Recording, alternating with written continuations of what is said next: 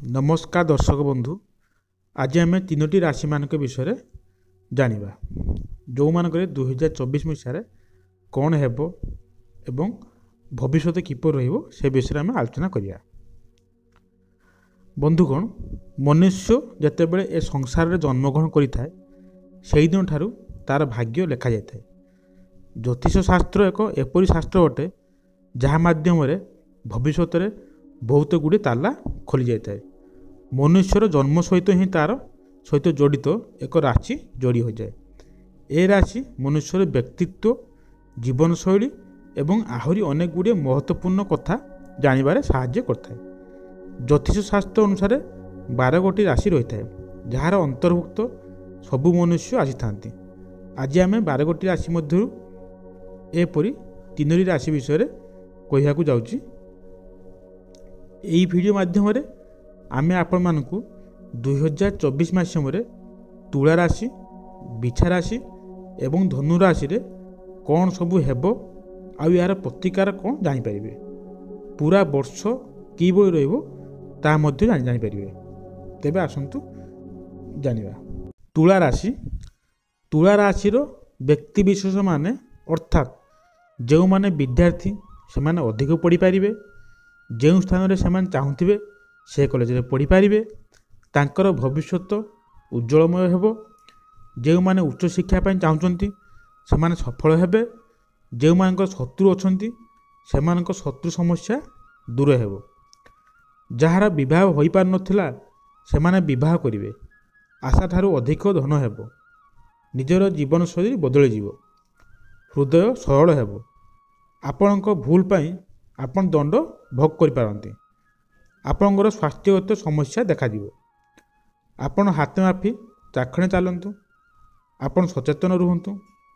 आपण ऋण, शत्रु आ स्वास्थ्य को जगी रुहतु। प्रतिकार, आपण प्रत्येक शुक्रवार दिन माँ लक्ष्मी पाखरे घी दीप अर्पण करंतु। गाई को धला जिनिष किछि खाइबा को दियंतु। विष्णु सहस्र नाम जाप करंतु। एवं नेक्स्ट अछि बिछा राशि। बिछा राशि रे व्यक्ति मानक पई 2024 मसीहा मध्यम रहिबो। आपण माने मे मास पर्यंत जगी रुहंतु। राहु, शनि जातक अछंती। आपण माने सतर्कता अवलंबन करंतु। आपण ऑनलाइन फ्रॉड शिकार होई पारंती। कोनोसी जमी मामला रे फसी पारंती। आशा धूलिसात हो जिवो। विवाहर समस्या देखा जिवो। संतान मानकु नहीं चिंता करिवे। व्यवसाय रे नूतन व्यवसाय प्रतिष्ठा करिवे। मे मास पठारु भल समय आसीबो। विद्यार्थी माने उन्नति करिवे। दीर्घ दिन धरी कोनोसी रोग रे पीड़ित थिले यह मध्य दूर हेबो। मे मास पर्यंत सतर्कता आउ धैर्य रखंतु। आपनकर सब भल रहिबो। एवं तार प्रतिकार, मंगलंक गायत्री मंत्र प्राप्त समय पाठ करंतु।